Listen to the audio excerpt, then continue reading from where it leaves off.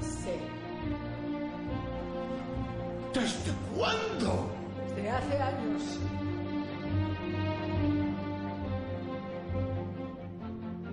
José Luis, teatro como espejo de la sociedad, como entretenimiento, como vehículo cultural, ¿cuál de estas vertientes le interesa más? Las tres. Las tres. Las tres. Pero sobre todo, el teatro es un gran juego simbólico. Es uno de los grandes juegos simbólicos que el ser humano ha inventado. Hay otros juegos simbólicos, además, que, por ejemplo, los deportes son grandes juegos simbólicos. Pero los deportes son, dicho como una generalidad, como juegos simbólicos mucho menos complejos. Es decir, siempre hay algo de agónico, de agón, de lucha en el deporte. Y como tal es un símbolo primordial, porque está en la historia de la cultura humana el agón, la lucha, de manera constitutiva. Pero el teatro, el juego simbólico del teatro es mucho más complejo, porque es la vida, la muerte, la sociedad, la relación entre las personas, los países, la historia. Es de una complejidad. Por eso el teatro ha sobrevivido, porque es uno de los grandes juegos simbólicos. El juego incluye entretenimiento, pero ese juego simbólico incluye una perspectiva de profundidad extraordinaria sobre la vida, sobre el ser humano, sobre la sociedad. Y por supuesto nos trae ese gran juego simbólico un pozo de todo lo que las generaciones han ido acuñando extraordinario, lo que llamamos cultura, claro. Usted cuida, mima la palabra como pocos. Estábamos hablando de ello antes de sentarnos aquí y comenzar esta entrevista. ¿Cuál cree que es el estado de salud de nuestra lengua, de la palabra, hoy en día? ¿Cuál es?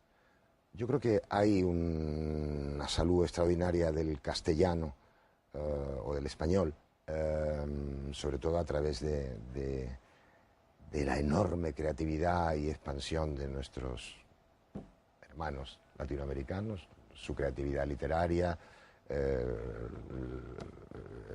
la cantidad de habitantes, la inmigración en Estados Unidos. Pero yo creo que en España, concretamente, el trabajo sobre la palabra, tanto en el mundo del teatro como también en la comunicación, no se ha cuidado suficientemente, y lo digo con disculpas porque alguien se pudiera sentir molesto. Yo creo que, especialmente en el teatro, nos lo debemos tomar muy en cuenta. Citábamos antes, hablando de esa formulación que rescata Emilio Lledó, maravillosa, de los griegos, que la palabra es aire semántico, que sale del círculo de los dientes, y eso es una maravilla. Eso, la palabra conforma un mundo sonoro de comunicación con sus propias leyes. Es muy complejo, son muy complejos los planos de la palabra. Pese a ello, la palabra nunca es capaz de asir la totalidad del objeto descrito o del objeto a través de la palabra.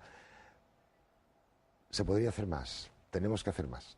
Y usted no solo mima la palabra, sino además la mima en diferentes lenguas. Tengo entendido que habla perfectamente al menos alemán, francés, inglés. Ya que habla varios idiomas, ¿qué es lo que hace del castellano, del español, un idioma especial, particular? Es un idioma muy claro, muy claro. Fonéticamente es ideal porque tiene una conformación fonética, vocálica muy clara. Es un idioma que prácticamente se escribe, se pronuncia como se escribe, y es muy, muy claro. Es un idioma como primordial, estupendo. Hay otros idiomas donde las reglas son menos claras, como es el caso de inglés, o de una gran complejidad, como es el caso del alemán, con su complejísima gramática, que entraña otra riqueza. Pero el español tiene algo de simple, de claro, hermosamente claro. Y rotundo a la vez, ¿no? Rotundo. Como director de escena han pasado por sus manos muchos actores. ¿Qué opina de el talento en las nuevas generaciones, en la gente joven que llega a usted para formarse? Hombre, ¿Hay talento en los jóvenes? Sí, muchísimo, por el amor de Dios. Yo creo que veo una cantidad de actores, me va a permitir que no cite nombres, pero veo una cantidad de actores jóvenes que realmente me entusiasman, y otros no tan jóvenes, hombres de 40 años, extraordinarios, me sorprenden, me emocionan, me emociona ver cómo la vida sigue y palpita y sigue creando en esas personas, a través de esas personas. Hay gente extraordinaria. ¿Y se gestiona bien ese talento en nuestro país? En nuestro país, bueno, eso sería hablar ya de un plano institucional. La primera gestión del talento la tiene que hacer la propia persona. La propia persona tiene que gestionar el caudal que le han dado. Es un problema y hay que enseñarles quizás a los hijos a ser conscientes de que tienen que gestionar su propio talento. En el plano social yo creo que ahora hay más oportunidades, muchas más oportunidades que hubo antes. En el plano del teatro, en el campo del teatro, ahora hay muchas más oportunidades que cuando yo llegué a España de vuelta en el año 70. Podría haber más, ciertamente. Cuando llega usted, una chica, un chico joven, lleno de ilusiones, como un día las tuvo usted por ser actor, actriz, ¿se da cuenta enseguida si esa persona sirve para el oficio o no? ¿O es complejo? No, es complejo. Es complejo, creo que hay que ir con mucho cuidado, pero hay veces que el ángel se percibe. Que el ángel se percibe. Hay personas que tienen el ángel o que tienen el duende ahí y lo llevan consigo y se ve. Y otras es más difícil. Y luego hay personas que te sorprenden. Bajo un exterior inaparente se esconde un talento inmenso. Volvemos a hablar de televisión y de talento porque comentábamos antes, la televisión está dando mucho trabajo a los actores hoy en día. Mucho. Hay mucha fuga de talentos hacia la televisión que a lo mejor pierde el teatro. Sí, pero está en la ley de las cosas. El teatro no puede competir en cuanto a salarios con la televisión ni con el cine. Pero la gente más consciente vuelve una y otra vez al teatro, hace televisión, hace cine. Curiosamente, las personas que han salido de algunas personas muy señeras ya en el mundo audiovisual que han salido de la abadía, vuelven al teatro. Todo es... Vuelven al teatro porque el teatro te da una experiencia de la continuidad que dije antes, que en el cine no se puede tener. El cine da una gran popularidad, unos salarios mucho más altos, algunas personas se pueden incluso enriquecer con la televisión. No es lo esencial. Sí, si buscas interpretación de verdad tienes que regresar al teatro tal vez, ¿no? Para sentirlo, ¿no? Sí, yo creo... Vamos a ver, hay muchas personas que son maravillosos actores, extraordinarios actores, que están en el audiovisual y que no hacen teatro. Cuando uno está solo en el audiovisual, es muy improbable que se pueda hacer teatro, se pueda volver a hacer teatro, porque ahí el teatro es una técnica también, es una artesanía seria y costosa de aprender. Sin embargo, las personas que están en el teatro y se han formado en el teatro pueden fácilmente estar en el audiovisual. En fin, no es por hablar de mí, pero yo no tengo ningún problema de ningún tipo en el audiovisual, en el cine, pero sí veo que algunas personas que solo han hecho televisión o solo han hecho cine, luego es un poquito más complejo volver al teatro, muy complejo. Y hablando de audiovisuales, ¿qué opina del grave problema de piratería que afecta al cine, a tantas obras audiovisuales hoy en día? Bueno, es un dolor, es un dolor, está corroyendo los cimientos de la industria del cine. Habrá una transformación, los hábitos se han transformado, es digamos, un fenómeno que ha acompañado la evolución tecnológica. No hay nada que hacer, no hay nada que hacer. Hay una gran pérdida. El cine en una pantalla de televisión no es lo mismo. Hay la experiencia del cine en casa está sometida a discontinuidad por la vida doméstica. El recogimiento que incluye una sala de cine es extraordinario. El cine como arte, como un lenguaje específico. ¿Cree José Luis Gómez en el poder terapéutico de la cultura, del teatro, del cine, de las letras, en tiempos de crisis, como los que estamos viviendo? ¿Se hace más necesario que nunca? Yo creo que la cultura en sentido muy, muy general, con todo lo que comporta, constituye al hombre de otra manera que si no la tiene o si no lo cultiva. Lo constituye de otra manera, lo hace de otra manera, lo hace, creo que más humano, más ciudadano, más consciente de estar en el mundo. No me valen los ejemplos de los nazis amantes de la música clásica, porque eso es un caso de el mismo hecho de cultura, de verdad. El hombre realmente culto es un hombre compasivo.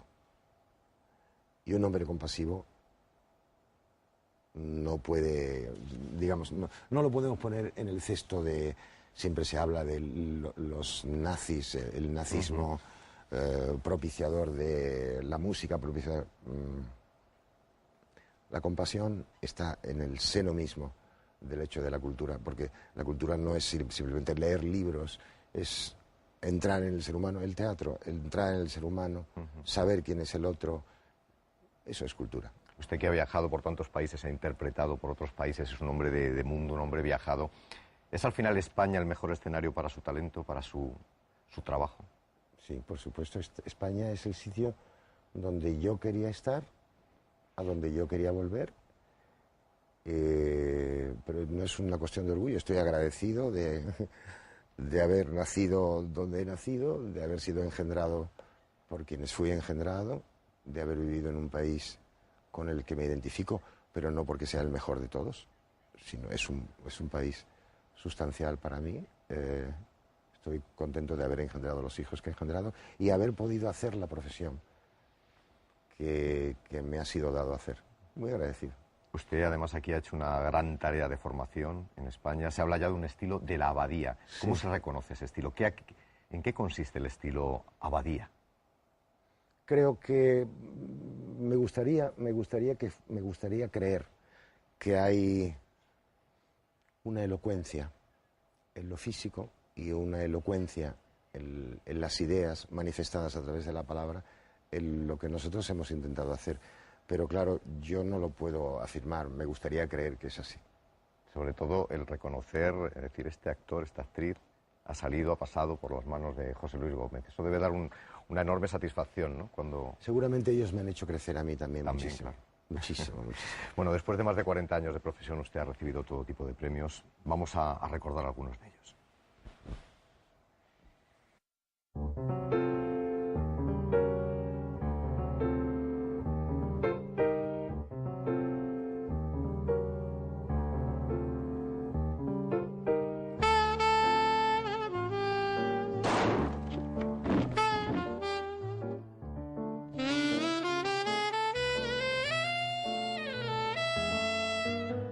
José Luis Gómez, Remando al viento.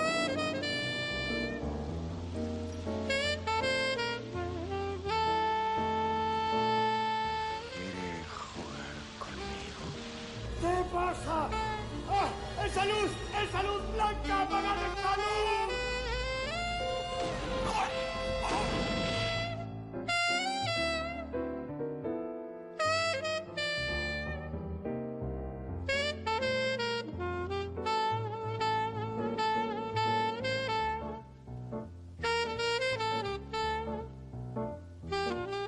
Si el hombre pudiera decir lo que ama.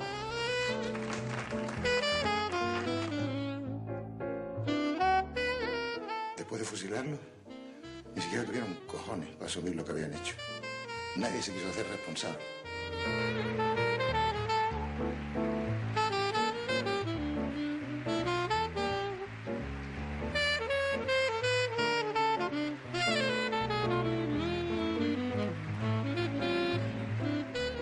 De los premios siempre es alentador, da satisfacciones. ¿Hay alguno especial para usted de todos esos premios que ha recibido? Por supuesto, el premio de Cannes, porque el otro actor que estaba en concurrencia para ese premio